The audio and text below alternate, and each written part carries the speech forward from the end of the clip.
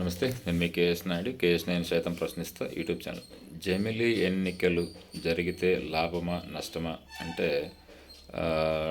టెక్నికల్గా చూస్తే ప్రాబ్లమ్స్ ఉండొచ్చు. ఎందుకంటే మ్యాన్ పవర్ ఆల్రెడీ మనం వీడియో చేసాం. కానీ డెవలప్మెంట్ పరంగా చూస్తే మాత్రం ప్రాఫిట్ అనేది నా ఆలోచన. దాంతో పాటుగా మన కోవింద్ గారు కూడా అదే చెప్తున్నారు. ఏం చెప్తున్నారంటే దేశంలో జమిలీ ఎన్నికల్లో జీడిపి 1% నుంచి 1.5% వరకు పెరుగుతుందని ఈ ఎన్నికల కమిటీ చైర్మన్ రామ్నాథ్ కోవింద్ అన్నారు. ఈ విషయాన్ని ఆర్థిక నిపుణులు కూడా అదే చెబుతున్నారు. జమిలీ ఎన్నికలు అనేది ఏ ఒక్క రాజకీయ పార్టీ అభిప్రాయమో కాదని దేశ ప్రజల కోరిక అని చెప్పారు.